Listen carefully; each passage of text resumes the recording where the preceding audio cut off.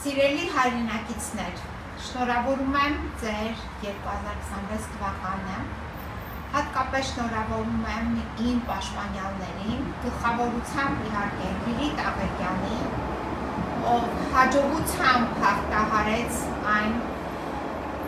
նվաստացուցիչ իր նկատմամբ վերաբերմունքը, բայց հաղթեց այդ ապօրինի ռեժիմին և դաշնությանը, որից հետո իհարկե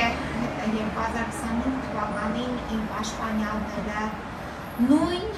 համառությամբ, նույն տոկունությամբ հաղթահարեցին դժվարությունները, այդ թվում դրանից հետո Լիաննան էր, նրա փոքրիկն էր Ջուլիան էր և իհարկե պարոն Սամվելյանը, ով առանց բավականին դժվարություններով, բայց առանց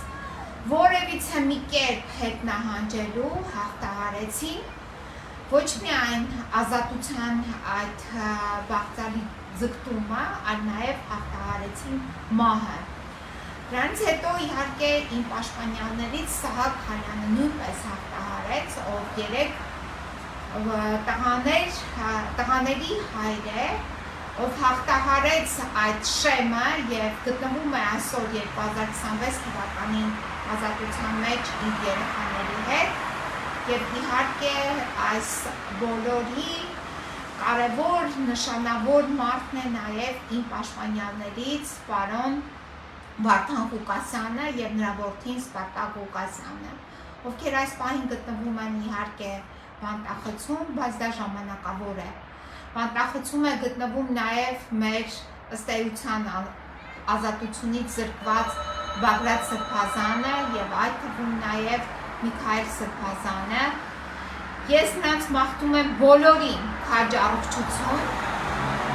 ուժ, կամք, որը նրանք ինձ մշտապես հաղորդել են և այդ ուժի կամքի ներքո մենք մտնում ենք 2026 թվական և 2026 թվականը լինելու է մեր բոլորիս համար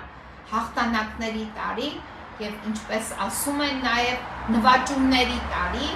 և նվաճումը լինելու է նաև հայրենիքի հողերի վերադարձով և արդարության վերականգնումով։ Այսքանն եմ ես մաղթում այս տարի մեր բոլոր հայրենակիցներին, այդ թվում նաև իմ սիրելի և